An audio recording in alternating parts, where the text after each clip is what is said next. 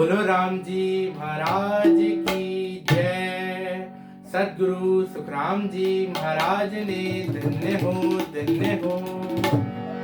करम घणे करनी घणी,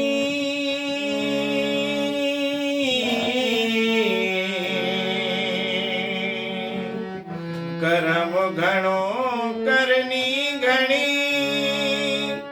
रोग रयो घट छाए, यो सुखिया बुझे राम रटण नर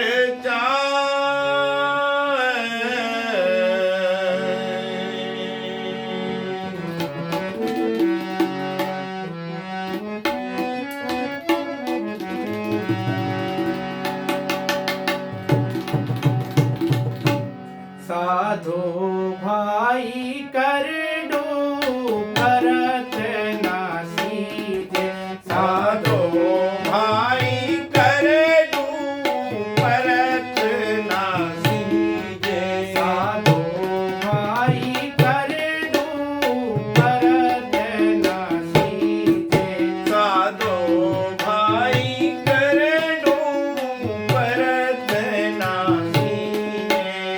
पालो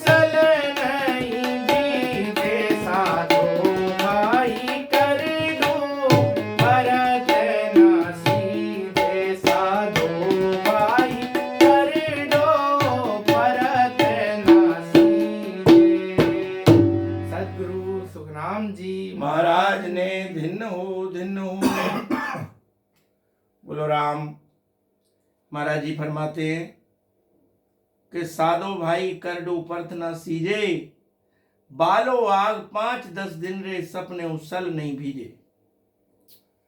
करडू किसे कह रहे हैं महाराज जी? करडू जो हम दाल बनाते हैं और दाल के अंदर जो कुटका रह जाता है उसको करडू कहते हैं। तो महाराज कह रहे हैं कि साधो भाई करडू परत ना सीजे, जो करडू होता है, कुटका होता है, उसके नीचे बालो आग 5-10 दिन रे, चाहे उसके नीचे 5 या 10 दिन तक भी आग जलाओ लेकिन वो गल नहीं सकता कभी। कर्रे का कर्रा ही रहेगा, टाइट रहेगा वो। ऐसे ही महाराज बता रहे हैं कि कर्मी पुरुष कर्मी नर जो होता है वो इसी तरीके का होता है कि उसके आगे चाहे कितनी बीन बजाओ, कितना ही उसे समझाओ, लेकिन उसके परमात्मा का नाम जो है वो समझ में नहीं आता। महाराज कह रहे हैं कि साधु भाई करडू परत न सीजे, और बालो आग 5-10 दिन रे सपने उसल नहीं भीजे। आगे महाराज जी बता रहे हैं कि बरसे में जमी गल जावे, पण पत्थर नरम न होई। जब बरसात होती है तो 1-1 फुट तक जमीन गल जाती है, मुलायम हो जाती है। जब पैर रखते हैं जमीन में तो 1-1 फुट तक खेतों में पैर जो है वो धंस जाते हैं, जमीन नरम हो जाती है। लेकिन महाराज जी कह रहे हैं वहीं पे पत्थर भी पड़ा होता है और पत्थर के ऊपर भी रात दिन बारिश होती है, लेकिन पत्थर के ऊपर उस बारिश का कोई असर नहीं होता। क्यों? वो पत्थर है।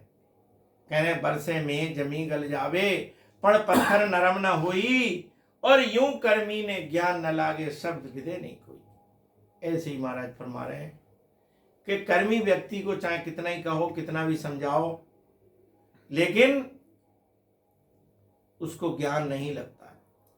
जैसे महाराज ने बताया है कि जहां आड़ की सेव साध संगत नहीं भावे, और जैसे ज्वर को जोर रुचि अनकी मट जावे, सदा सजीवन जीव को सन पाती अनसु मरे, यूं करम उदो सुख राम जी ब्रह्म भक्ति कैसे करे।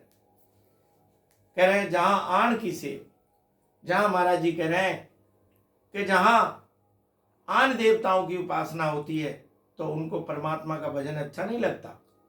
और जैसे ज्वर को जो रुचि अनकी मिट जावे, जैसे किसी को बुखार आ जाए तो उसको भूख लगनी बंद हो जाती है। सदा संजीवन जीव को सन पाती अनसु मरे। खाना जो होता है, रोटी, संजीवनी बूटी का काम करती है, लेकिन अगर किसी को सनपात रोग हो जाए तो उसमें वैद्य जी जो है वो रोटी खाने को मना कर देते हैं। कई बार सनपात रोग में रोटी खाने से मृत्यु भी हो जाती है। तो महाराज कह रहे हैं यूं करम उदो सुख राम जी ब्रह्म भक्ति कैसे करें।